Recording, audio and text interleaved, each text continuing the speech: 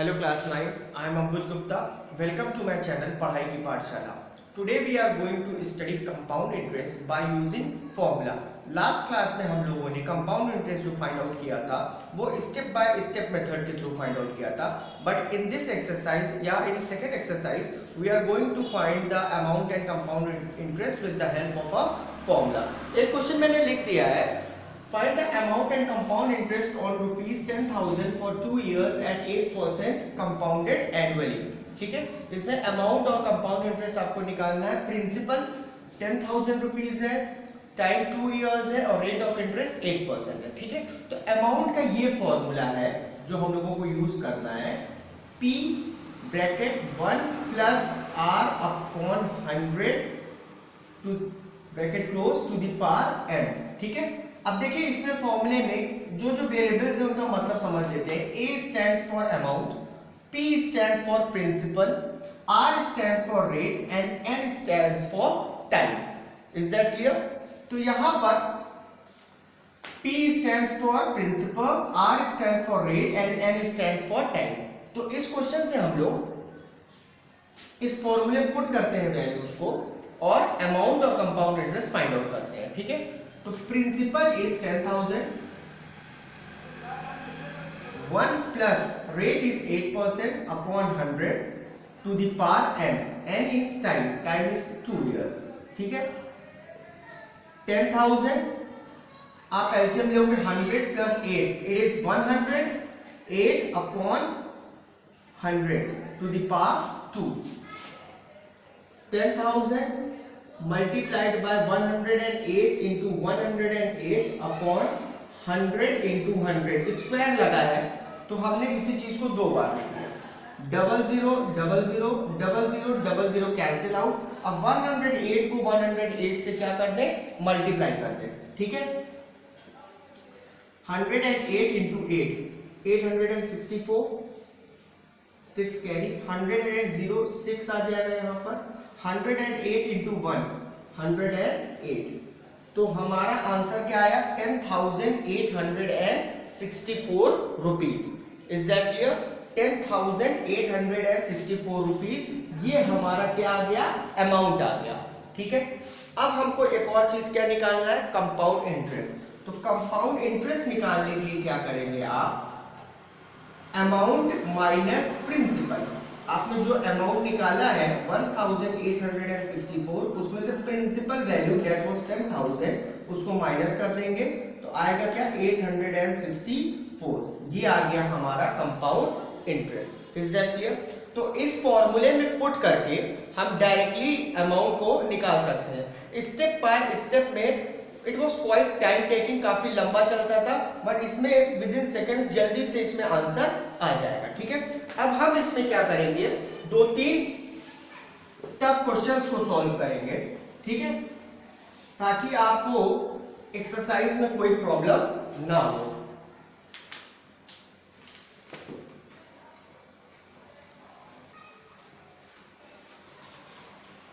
Calculate the amount and compound interest for rupees 16,000 for 1 year, for 1 year at 15% per annum compounded half yearly. ठीक है, बस इसमें थोड़ा सा चेंज कर दिया है. कंपाउंडेड एनुअली के बजाय हमने यहां पर क्या मेंशन कर दिया, कंपाउंडेड हाफ ईयरली. तो इस चीज को याद रखिएगा कि if they have asked to find the compound interest और अमाउंट कंपाउंडेड हाफ ईयरली, तो इन दैट केस आपको जो टाइम पीरियड मिला होगा उसको आप डबल कर देंगे. टाइम को क्या कर देंगे, डबल कर देंगे. फॉर एग्जाम्पल यहाँ पर टाइम 1 ईयर है. ठीक है, 1 ईयर का मतलब होता है 12 मंथ्स. ठीक है, 12 मंथ में कितने हाफ ईयर्स आएंगे, 6 मंथ्स का 2 स्लॉट बनेगा. ठीक है, तो in 1 year there are 2 half years, है ना. 2 हाफ ईयर्स मीन टाइम की वैल्यू क्या पुट करेंगे, 2. ठीक, एक और चीज आप देखिए, यहाँ पर जो रेट दिया है 15% पर एनम मतलब पर ईयर, एक साल में 15% है ना। और जो हमको इंटरेस्ट कैलकुलेट करना है कंपाउंड इंटरेस्ट, उसको हाफ ईयरली करना है। एक साल में 15% है तो 6 मंथ में कितना होगा, 15 का हाफ आधा, दैट इज 7.5। तो रेट को 7.5 पुट करेंगे और टाइम को डबल कर देंगे। तो चलिए बिगिन करते हैं solution. Amount is equal to P1 plus R upon 100 to the power n. Principal is 16,000. 1 plus rate हम लोग 15 नहीं रखेंगे, 15 का हाफ रखेंगे, 7.5 अपॉन 100। और टाइम 1 ईयर है ना, 1 ईयर में कितने हाफ ईयर्स होते हैं 2, तो यहाँ पे टाइम क्या रख दिया हमने, 2 रख दिया। Is that clear? चलिए 1600 एलसीएम लेने पे आया 100 प्लस 7.5, 107.5 अपॉन 100, ठीक है, स्क्वायर है। अब इसको ओपन कर लेते हैं, 16,000 इंटू 107.5 अपॉन 100 इंटू 107.5 अपॉन 100, ठीक है।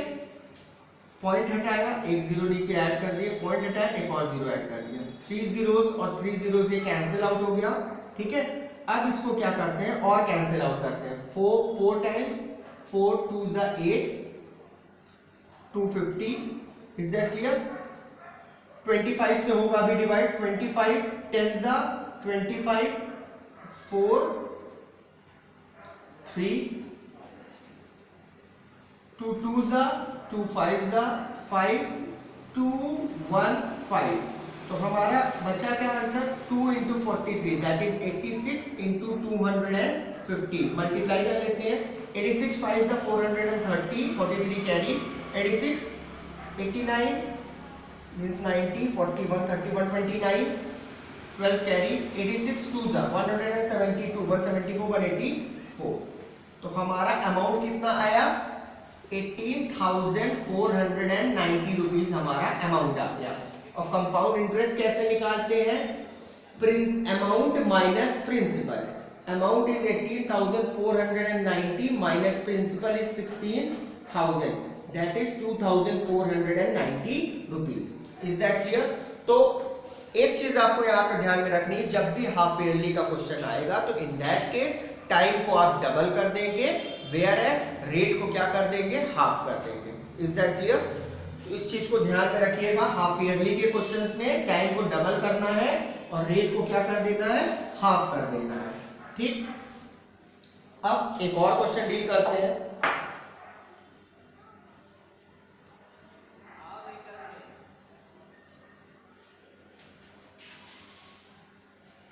At what rate percent per annum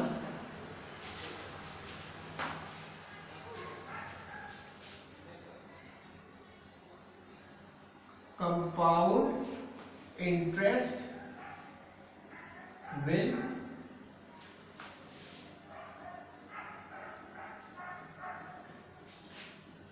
rupees 6250 amount to rupees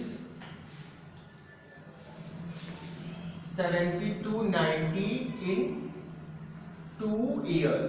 इस क्वेश्चन में क्या कह रहा है, at what rate percent, means you have to calculate the rate per annum per year, compound interest will rupees 6250, इतने rupees amount to rupees 72, मतलब इतना रुपए ये प्रिंसिपल है 6250, वो अमाउंट टू 7290, मतलब 2 सालों में इतना रुपए इतने रुपए में कन्वर्ट हो जाएगा। तो रेट परसेंट क्या होगा, ठीक है। इस केस में अमाउंट दे दिया है और प्रिंसिपल दे दिया है एज वेल एज टाइम दे दिया है।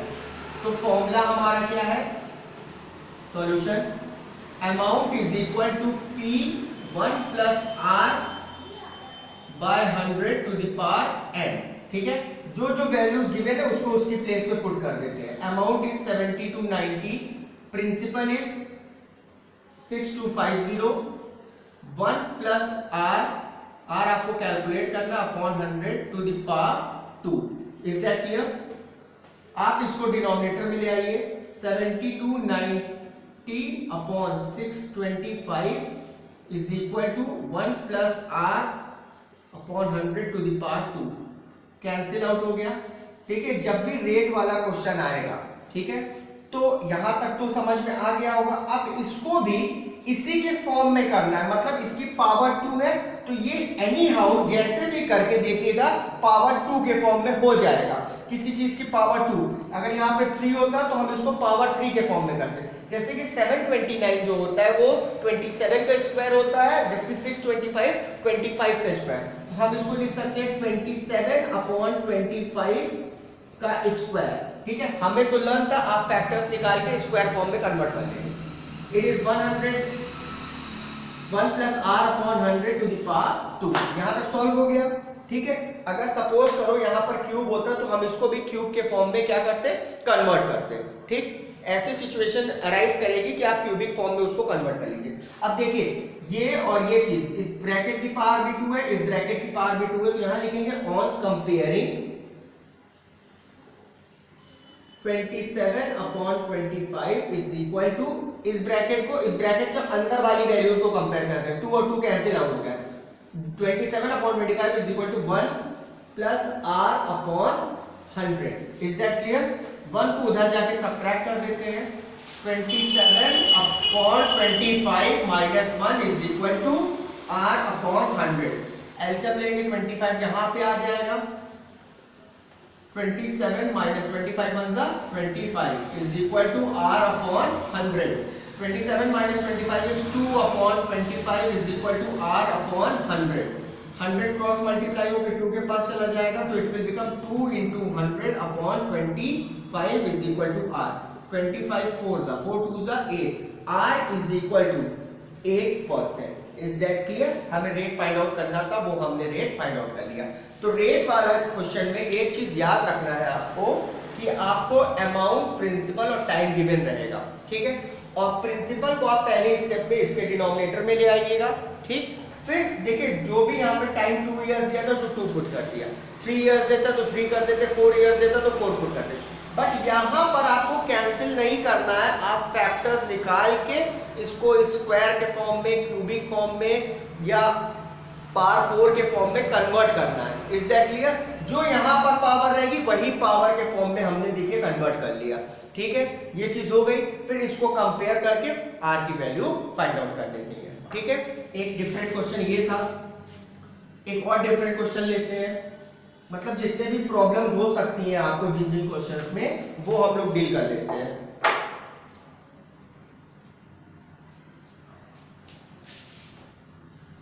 In what time will rupees 5120 amount to rupees 7290 at 12.5% per annum compounded annually? Compounded annually. देखिए इस क्वेश्चन में टाइम पूछ रहा है, in what time means time, they are asking time. Will rupees this 5120 rupees amount, मतलब आपका 5120 रुपए amount होके कितना बन जाए 7290। ये रुपीज 5120 रुपीज किसमें कन्वर्ट हो जाए 7290। ठीक है, इतना चेंज आना है। रेट ऑफ इंटरेस्ट ये दिया हुआ है। ठीक है, तो मतलब कितने टाइम में इतना पैसा इतने रुपीस में कन्वर्ट हो जाएगा। तो टाइम पूछ रहा है, same formula, amount is equal to P 1 plus R upon 100 to the power n। इसमें n पूछ रहा है। Amount is 7290, principal is 5120, 1 plus rate is 12.5 means 12.5 upon 100 to the power n। इसमें n फाइंड आउट करना है। Same way इसको denominator में ले आइए, 7290 upon 5120 is equal to, LCM ले लीजिए 100 plus 12.5, 112.5 upon 100 to the power n। ठीक है, अब देखिए इस क्वेश्चन में n निकालना है, लास्ट वाले क्वेश्चन में रेट ऑफ इंटरेस्ट निकालना था। तो अब इसको जब आप सॉल्व करेंगे तो कुछ ऐसा ही आएगा, ठीक है। ये ब्रैकेट और ब्रैकेट के अंदर की वैल्यूज क्या आ जाएगी, सेम। चलिए ट्राई करते हैं। यहाँ पे डेसिमल हटाते हैं, यहाँ पे 0 आ गया, 0 और 0 कैंसिल आउट हो गया, कैंसिल हो रहा है तो कर लीजिए। 25 4 0 25 4 और 25 5 सा 45 आ गया, ठीक है। 5 8 सा 5 9 सा 9/8, तो ये भी कुछ 9/8 के फॉर्म में आ जाएगा। कैंसिल हो नहीं रहा है पर आप इसको लिख सकते हैं, ये 9 का क्यूब है और ये 8 का क्यूब है। 9/8 का cube is equal to 9/8 to the power n, ठीक है। इसके पहले याद रखिएगा हमारी पावर सेम थी, ब्रैकेट को कंपेयर किए थे। इस बार ब्रैकेट सेम है तो पावर को क्या कर लेंगे, कंपेयर कर लेंगे। तो यहां लिखेंगे on comparing n is equal to 3। Is that clear? Therefore time कितना लगा हमारा, 3 years, ठीक है। क्या किया है इस क्वेश्चन में, सेम वे में डिनोमिनेटर में ले आए। यहां पर 9/8 आया तो इसको भी 9/8 के फॉर्म में ही करना था, ठीक है। तो ये 9 का क्यूब होता है और ये 8 का क्यूब होता है। आप क्या करेंगे, कैंसिल आउट हो नहीं रहा था, ठीक है, तो फैक्टर्स निकाल के क्यूबिक फॉर्म में कन्वर्ट कर लेंगे। एक और क्वेश्चन डील करते हैं।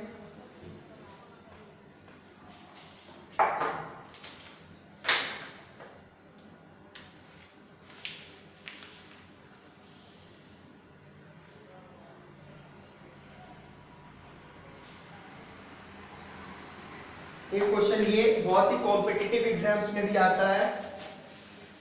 The difference between simple interest and the compound interest on a sum of money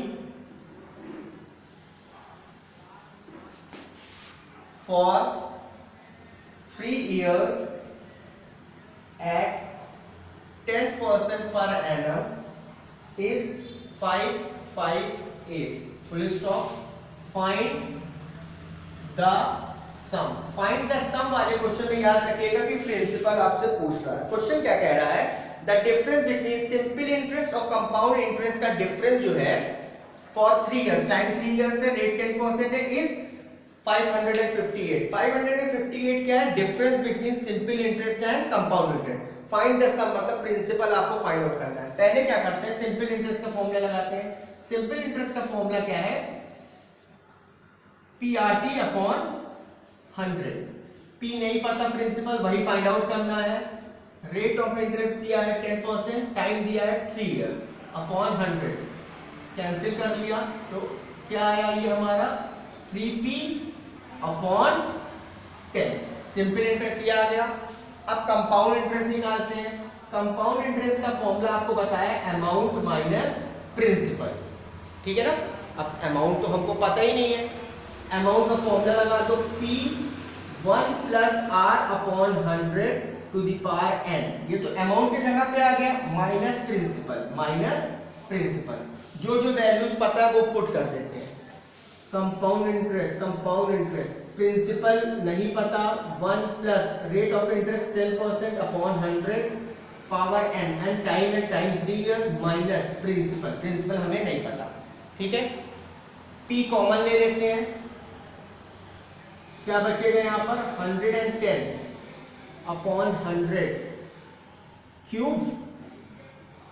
P जब निकाल लिया हमने तो यहाँ पे ये बचा माइनस, P निकल चुका है बाहर, हमने ब्रैकेट के निकाल लिया है, तो यहाँ से क्या बचे जब P रिमूव हो गया 1। Is that clear? देखिए हमने P कॉमन ले लिया, P यहाँ पे आया, ठीक है। इस ब्रैकेट से P निकल गया तो ये ब्रैकेट बचा, माइनस P रिमूव हो गया तो क्या लिखेंगे 1, तो कंपाउंड इंटरेस्ट ये आया। अब क्वेश्चन कह रहा था difference between simple interest and compound interest on a sum of money, मतलब कंपाउंड इंटरेस्ट और सिंपल इंटरेस्ट का डिफरेंस कितना है 558, ठीक।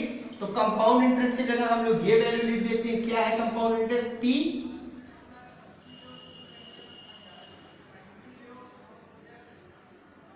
ब्रैकेट 11 अपॉन 10 का cube minus 1 bracket 1 minus simple interest is 3p upon 10 is equal to 558। ठीक है, इसको थोड़ा सिंप्लीफाई कर लेते हैं। 11 क्यूब 11 इंटू 11 121 इंटू 11 अपॉन 10 का क्यूब 1000 माइनस 1